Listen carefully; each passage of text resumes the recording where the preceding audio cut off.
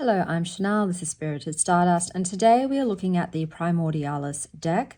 So this was a Kickstarter deck. It was 108 Australian dollars. To ship, it was 94 Australian dollars. So overall, it was just over 200 Australian dollars. So originally it was in Canadian dollars. So this deck is a channeled collaboration of ancient symbolism embedded within the creation stories of the original goddess. So let's take a look at what they've included in this deck. We've got a little card here and a bookmark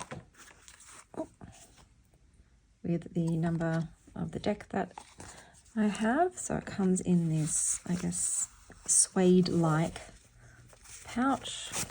It's microfiber actually. Microfiber. So the bag has two compartments, one for the guidebook, one for the deck. So let's take a look at the guidebook first. So it's perfect bound and it has a silk cover. It's got some spot gloss on it, black spot gloss. That is the back. It's got rounded corners too. So inside it is color and gloss paper. So here we have information about Primordialis, the deck, and the subject theme behind it. So they reference the Great Mother and goddesses. There are altar spreads here. So we've got some themed spreads.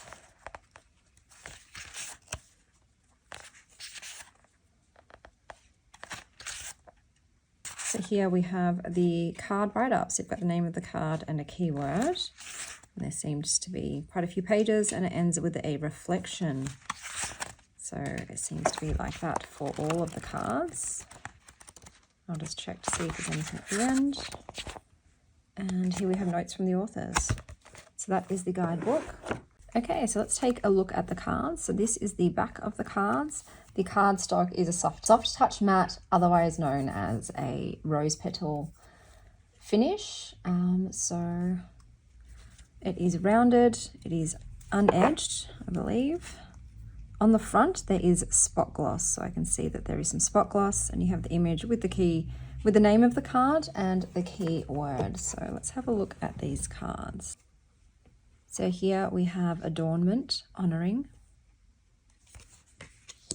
This is a limited color palette deck. Air, expansion and breath of life. Bear, instinct, introspection. B, harmony, community. Bull, companion. Canaday, trust, guardianship. Community, kinship. Crone, surrender, transform. Dark moon, integration, stillness. Earth, nurtured and rooted.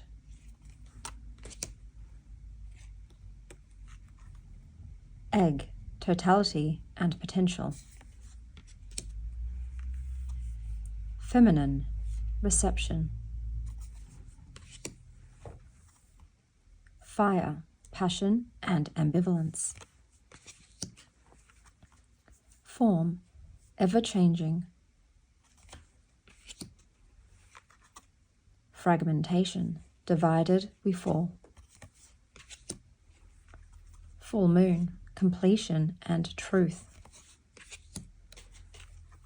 Intuition, to know. Lineage, orientation. Lioness, courage. Masculine, action. Menstruation, into the depths and insight. Mother, creativity and expression. Pentacle, key to knowledge. Primordialis, anchor and grow. Raven, fate and destiny. Reclamation, sovereignty.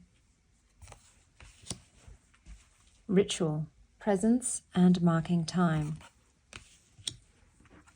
Sacred dance, energy in motion. Sacrifice, shadow in the calling. Sensuality, generative. Serpent, change and renewal. Shaman, wisdom keeper. Source, origin. Spiral, rebirth and transformation. Storytelling, healing. The One, the Seeker. Underworld, essence of you. Virgin, dreamscape and initiate. Vessel, alchemy and birth. Waning moon, retreat and release. Water, resilience and adaptability. Waxing moon, sowing and manifestation. Wheel of the year, eternity and regeneration. Wild woman, discernment and freedom. Yoni, gateway and opening.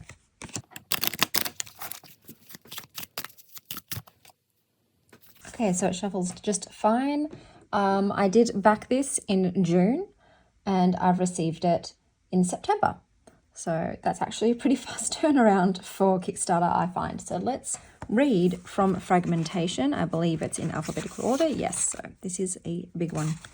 Throughout history and time, the Great Mother has been fractured and divided from her wholeness. She has been imitated and worshipped through her different aspects in cultures all around the world. Today, there are many different goddesses representing a particular facet of the Great Mother.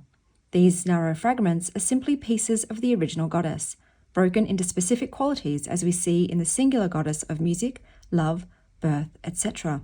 The mother of all goddesses sits in the center of the great web of stories surrounding her. She is like the prism of one light, filtering out a multitude of colors to many aspects of the goddess. Each ray of light reflects the energy of nature, powers, and functions that each goddess embodies as an individual, yet integral part of the Great Mother. Separate yet wholly connected, the Great Mother is diverse, and she holds all characteristics of the divine feminine principle. Without all the many variations, the Great Mother would not be complete. We are drawn to different aspects as a way to strengthen ourselves, find our inner truth, and feed different parts of our souls. All of her aspects teach us to understand that we are made up of many pieces, and that is good and intentional. The fragmentation of the Great Mother was further reduced by the patriarchy to place women in limited categories, objectifying them and making them less powerful. To adapt to the dysfunctional dynamics of patriarchal culture, we too become dismembered and fragmented, split off from ourselves. We make ourselves whole again when we can name our experiences and reclaim the pieces of ourselves that we lost along the way. As we traverse backwards in time, we remember that we were all born whole, images of the Great Mother. Duality does not exist within the Great Mother. Nature and spirit are not separated. There is no separation between good and bad, acceptable and unacceptable. She is not reduced from all, for she is whole, which contains all. For true wholeness refuses to see sides at all.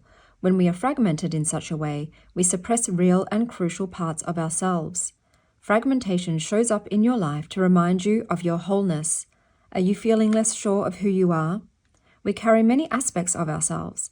Perhaps you are a writer, an artist, a healer, a poet, a dancer, a friend, a partner. You wear many hats. These are only versions of your many aspects, partial pieces that when combined make up who you are. When we feel separated from our wholeness, we may feel incomplete and fragile, as if our lives have a missing piece. Some of your aspects may require more energy and time from your life. Some may feel like they don't truly belong to who you are, but rather to other people's versions and perceptions of you. And yet, some aspects of you feel more authentic and natural to you, Our many variations allow us to live the human experience fully.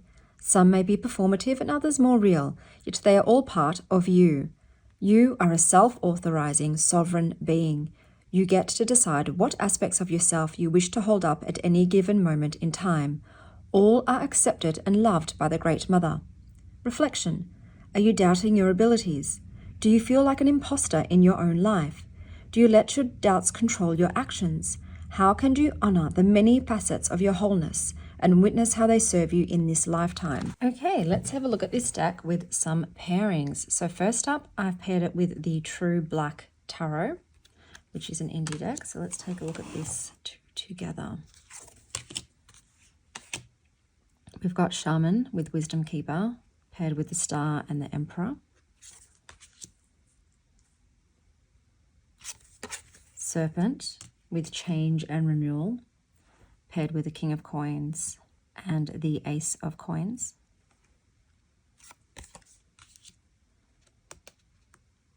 We have Sensuality with Generative, Two of Swords, High Priestess.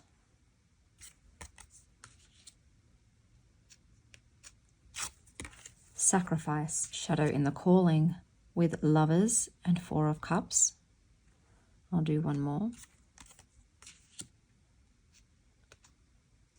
Dark Moon, Integration and Stillness, with the Four of Swords and the Hierophant. So do let me know which your favorite pairings are.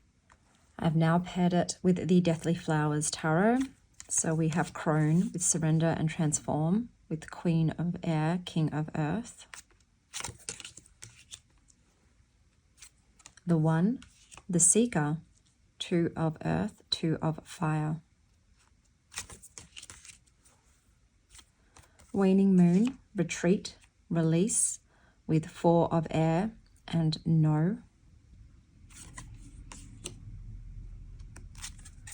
Vessel, Alchemy and Birth, Four of Earth, Four of Fire. Virgin, Dreamscape and Initiate, with Seven of Earth, Three of Air.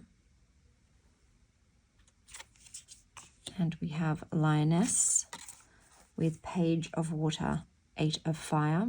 I'll do one more. Lineage, Orientation, Six of Earth, Page of Earth. I've now paired it with the Cosmic Visions Tarot. Intuition, To Know, with Two of Cups, Ace of Cups. Mother, Creativity and Expression, with Three of Wands, Mother of Wands. Storytelling, Healing, with Nine of Cups, Ten of Pentacles. Sacred Dance, Energy in Motion, Five of Cups, Six of Pentacles.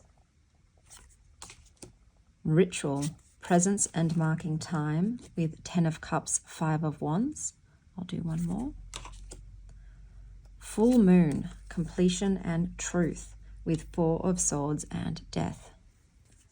I have now paired it with the Magic and Mediums Oracle. We have Waxing Moon with Sowing and Manifestation, with Intelligence and Praise.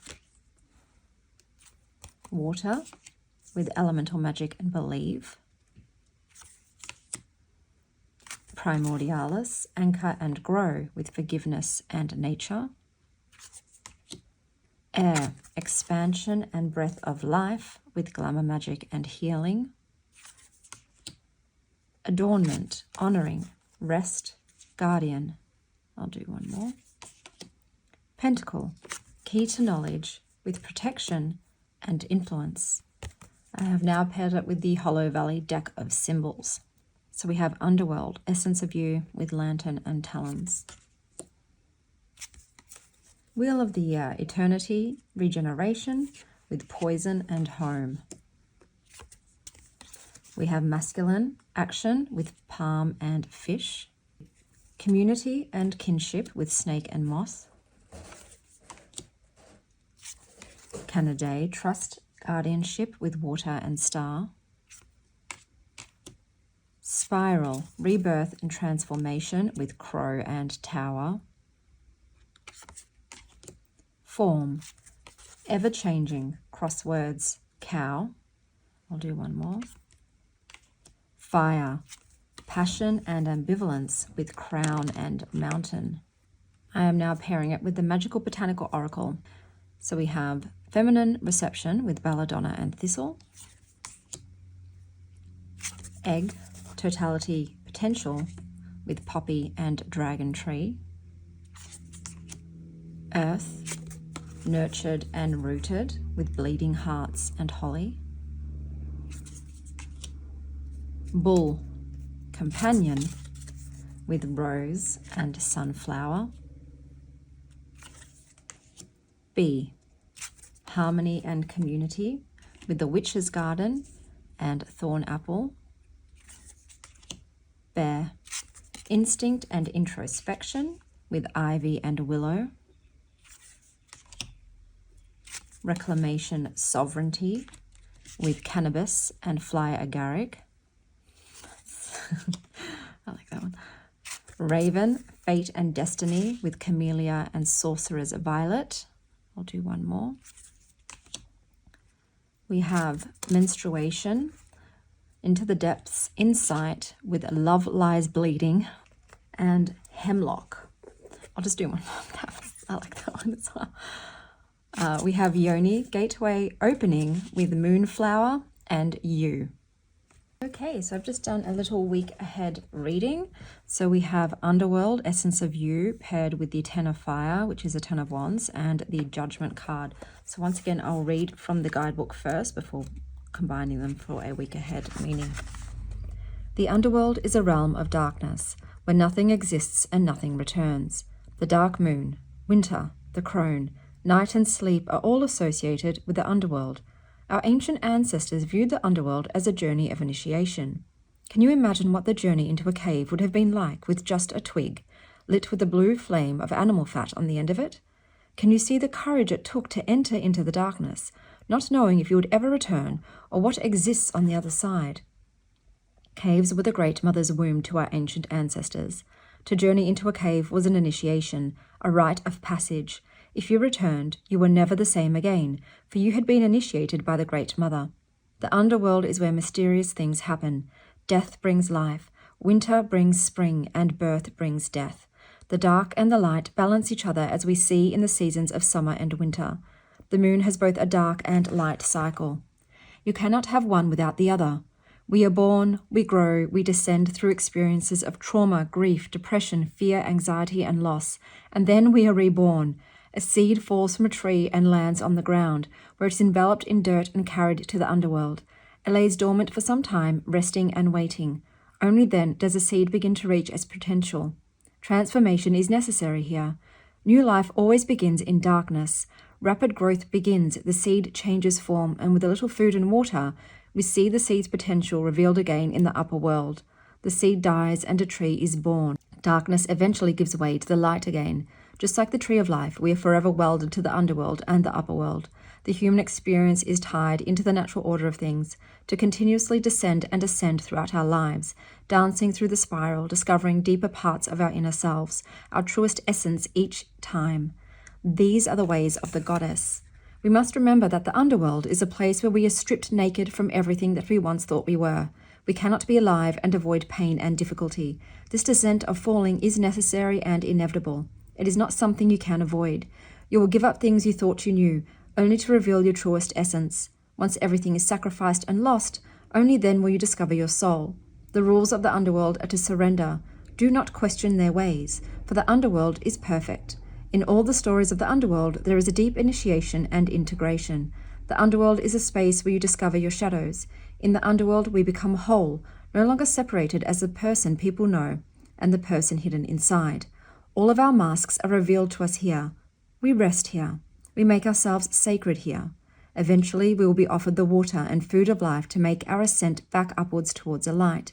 When we emerge from the underworld, we become new. Having ingested the life-giving blood, we are now more whole than when we first entered the underworld. We are reborn, changed. Now it is time to integrate all that we have learned. The underworld is offering you an opportunity to know yourself more deeply. Just like the seed, this is a space where you will reach your potential. Are you willing to let go of everything you have and everything you know? Just like the serpent sheds its old skin for a new one, it is time for you to drop the masks and open yourself up to the truth. The Great Mother is holding you through your descent. She says, you can relax now. I am with you. Let go of control and surrender to me, for I promise you a reclamation of your most essential self. You will be reborn, and the entire world around you will shift in ways that assist your soul's potential. You are my child.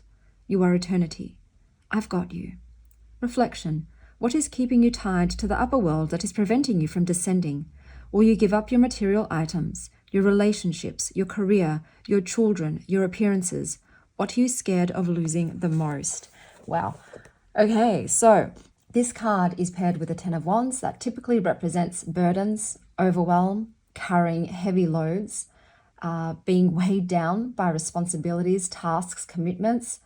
And it's a card where you consider what you can put down and what you can share with others, what you can delegate.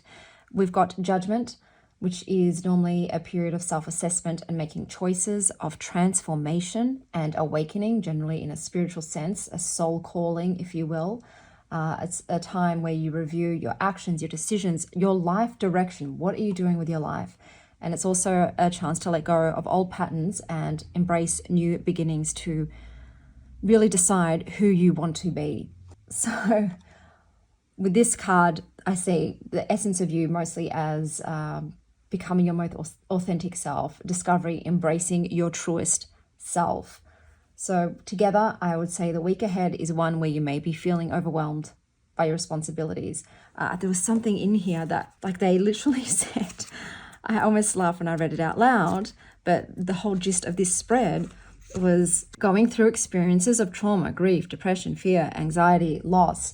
Like I said, having issues and stresses that could be related to work, relationships, personal projects, family, going through a period then of hibernation, rest, stripping yourself down to the core of who you are, letting go of everything that does not serve you, of anything that you no longer want to have attached to you or be labeled as, to reflect on who it is you want to become, and then emerging renewed, having the transformation, beginning again. So really stripping yourself of everything, becoming the seed away from the plant, hibernating within the ground in the darkness, being nourished, and then growing, emerging through the soil as the truest essence of who you are. So I would say in this way, maybe this is an opportunity to reflect on the choices that you have made thus far, and to make decisions that align with your truest self and your aspirations and what you want your life to be and who you want to be in this life. To stay true to your most authentic self and to make choices that resonate with the core of your being. So take time to maybe prioritize tasks, delegate when possible, and reflect on your goals, and go through this. I would say this is almost like a Four of Swords kind of card, Hermit. It's a whole lot of pause, reflect, introspection, stripping away. It's a death card too, because you've got the whole death and rebirth symbol here to me, with the skeleton literally in the soil and the new growth sprouting from them. So embrace the transformations and go forward with an open heart, a clear sense of your own values and desires, and embrace what comes from that, to be kind to yourself in terms of also balancing responsibilities with your own well-being. But yeah, strip away the unnecessary, strip away anything that does not resonate with who you are, to the depths of you, and re-emerge, reforged and changed and transformed. So that is the week ahead reading. I hope that wherever you are having a perfect morning, afternoon, or evening. And as always, stay wild, star child.